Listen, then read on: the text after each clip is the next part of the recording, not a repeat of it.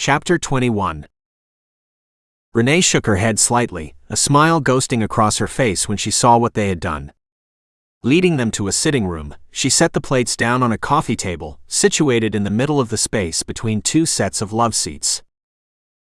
"Sit, you are our guests. Relax while I go get the tea and mugs," Renee offered, pointing to one of the couches before leaving them once more. Lexie sat first, pulling on Jay's arm a moment later after he had set down their own plates. Stumbling back into the couch, he nearly sat on her as he tried to fall into the open seat. He grumbled good-naturedly as Lexie began laughing next to him, having watched him flail about. Jay smiled and chuckled along as she continued to laugh, some of the stress from the day before bleeding off. Renee returned with her husband in tow and silverware in his hand. She was carrying a platter with everything else on it. They sat down across from them and distributed the mugs and utensils. Speaking quickly, Renee told John what they had been discussing and why they were there. She was right. "It is best if I am the one who explains most of this," John asserted, putting his fork back on his plate. "You have to understand that there is a lot that your parents simply never told us. I will do my best to answer any questions you have, but please keep that in mind if I am unable to answer them." He received silent nods in return, his audience agreeing that the floor was completely his. Taking a quick sip of his tea, he wet his mouth and began his story. "To begin with, know that what Renee told you is absolutely the truth. There never was an affair. That was a story told by us at your parents' request, and by that I mean both of them, not just your father." He began shocking them. "Your father did not want anyone to question too closely why there was suddenly a boy barely older than his daughter, he said, looking at Lexie, was living with them. So, they created a reason to discourage everyone from doing so. They came up with the story that he was your father's child from an affair. We were asked to quietly spread the rumor around the neighborhood, which we did." John stopped to take a quick sip of tea before continuing. "They never came out and told us directly who the child was. However, from conversations with them, we were able to gather a few hints. Namely, that the child's parents had asked them to take care of him, and that they were hiding him while doing so. I believe that the child's parents were friends with your parents and held positions in the government. We never spoke to them, but I did see them visit your parents a number of times before stopping suddenly when the boy appeared." Jay launched himself to the edge of his seat at this particular piece of news, causing everyone to look at him with interest. "Would you be able to recognize them if you saw them again?" he asked, the interest plain on his face. John looked at him closely before his eyes widened slightly. You are him, are you not? You are the little boy from back then." "We're not sure, but we believe that I am," Jay answered truthfully. "No, you are. I know it. You look too much like the man from back then to be anyone but his child," John countered forcefully. "Incredible. How did you two manage to stay together all this time?" "We didn't. It's a long story, but we only managed to find each other again about a week ago," Lexie told him, leaving the actual story for a later time. "Well, that is incredible. I would love to hear that particular story when we have time later," John implored, understanding that there were more important things that they needed to be discussing right then. "Later then," Lexie agreed. John smiled and continued with his story. "To answer your question from before, I believe that yes, I would be able to recognize him. I imagine you would as well if you ever saw him, since you look quite similar. Or at least you did at one point. We haven't seen him in years," he estimated, looking directly at Jay. "There is not much more to that particular part of the story, except to say that your parents came over to talk to us after one of their visits. That is when they asked us to spread the story, and told us they would tell us more later if they were able to." He wrapped an arm around his wife lovingly, pulling her closer before continuing. "Everything I am about to say is merely our educated suspicions. Of course, it is up to you whether you believe us, so take them or leave them as you will. To begin with, we believe your parents were murdered," he postulated, surprising them both. "Why? What causes you to say that?" Jay asked as he felt Lexie shifting closer to him.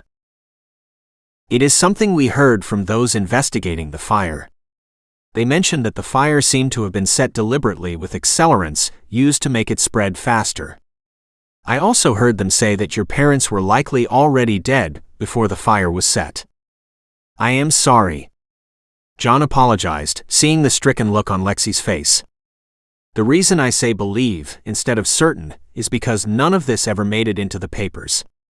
The only reason we even know any of this is because we heard it firsthand."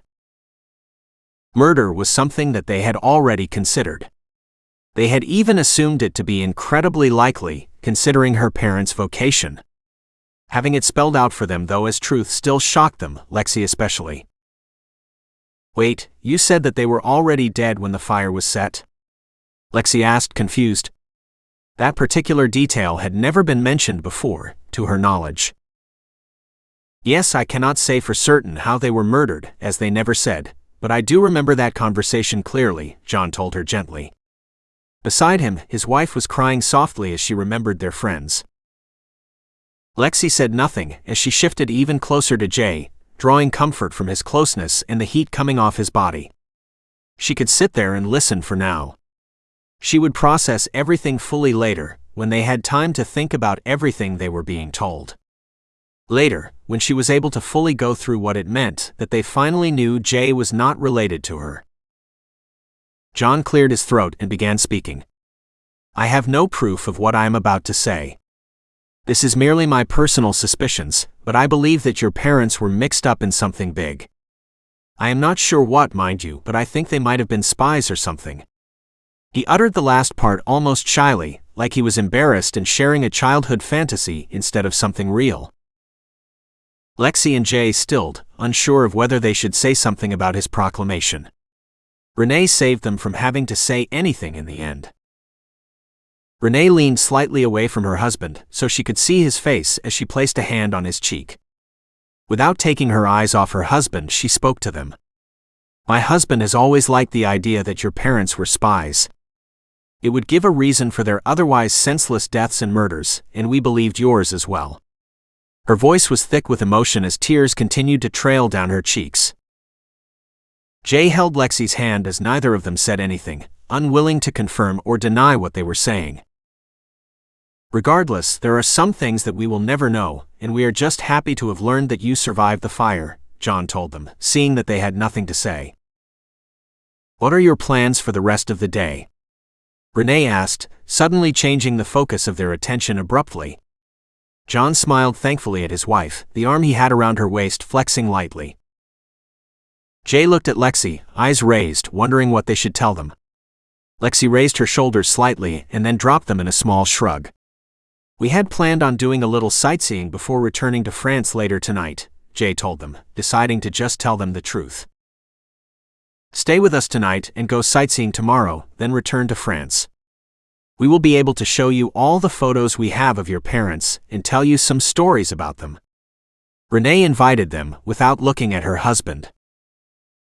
They looked at John to see what he thought of her suggestion, seeing that he was all right with it. "What do you think? Are you all right with doing that?" Jay asked Lexie softly. She chewed her bottom lip lightly before responding just as softly. "I would really like to hear more about my parents, and I would love to see some more photos of them," she requested, her voice pleading as she spoke. Jay looked at Renee as he spoke for them, a smile on his face. "We would like that, thank you."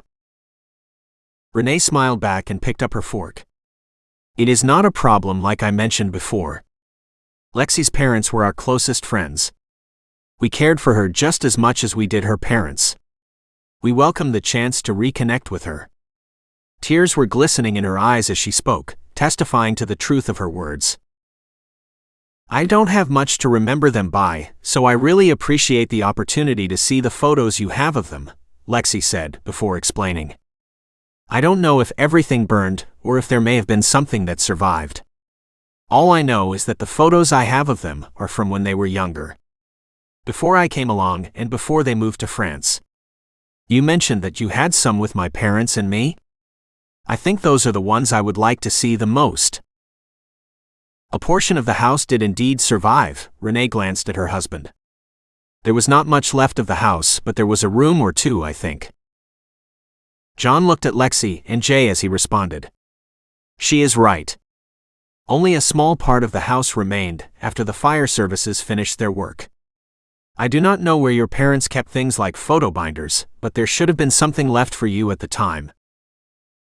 Jay stared at the two confused and mystified-looking people on the opposite couch.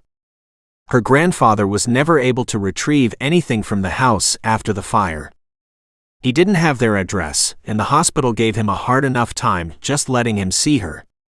For whatever reason, they were unhelpful to a man who had just lost his son and daughter-in-law. I imagine that when he finally got Lexie, he couldn't leave fast enough. Looks of understanding crossed their faces as he spoke. I understand. In that case, sit right there and do not move, John said, letting go of his wife and standing. I will be right back, he told his wife. Do you know where they are? She asked him, not moving. I think so. He left the room quickly, his wife's eyes tracking him the entire time, a small smile on her face curving her lips upward. He is going to go get the photos now, so we can look at them together, Renee told them when he was gone, her eyes focusing on them. Thank you truly. I appreciate what you are doing for me, Lexie told her emotionally, getting up and moving to her couch to hug her. Think nothing of it. I am serious, you have no idea how much you all meant to us. Renee's eyes were downcast, and the sadness she felt at having lost them was obvious to them both. Your parents helped us a lot back then. They were the friends we desperately needed, exactly when we needed them. Well, I'm here now, Lexie said, hugging her again. John returned to the room with a big black plastic box held in his arms.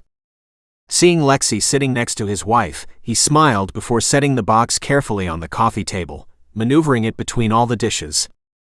Sitting down next to Jay, he opened the box and withdrew a bundle of pictures wrapped in a string. Looking at the picture at the back of the grouping, he read what it said before setting it to the side and pulling out the next one. Jay raised his eyebrows as he watched John do this same action 4 more times before untying the string holding the bundle in his hands together. We wrote when and where the photos were taken on the back of each of them. He was looking for the right grouping that would have them in it. Renee explained to them both. Oh, I guess I should have known that. Jay smiled at his own ignorance. It's obvious when you say it like that.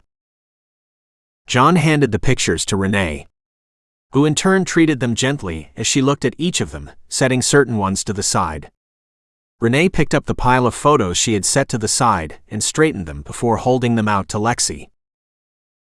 These photos are from when we first met your parents, she offered as Lexie took them from her apprehensively. Jay moved to stand behind their couch and looked at the photos over her shoulder. Lexie looked at each of them silently.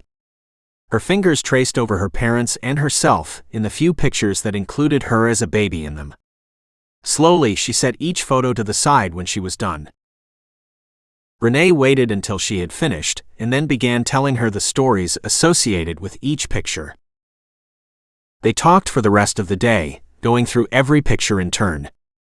Darkness gradually enveloped the house as they talked, too engrossed in their tales to notice the time. The sun had long since set by the time they turned on anything more than the lamp next to the couches to see by. Lexie had spent the day in an extremely emotional state, and felt as though she had been put through the ringer.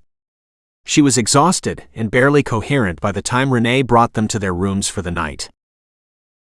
Renee had promised to send them copies of all the photos, even going so far as to dig out the negatives for them right then. Jay watched as Lexie walked into her room and did not reappear. He knew she was tired. He had been watching her throughout the day. He was glad they had come here, that they had managed to find John and Renee. It had been an emotionally cleansing day for Lexie, but she seemed happier now than she had before.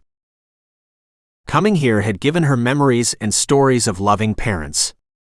More than anything, it had given her the opportunity for the first time ever to see photos of her parents holding her as a baby. She had started crying when they had shown her that one. The sight had made Jay realize just how much of her life Lexie had been hiding from him, possibly from everyone. Before they had come to France, he had no idea just how much she missed her parents.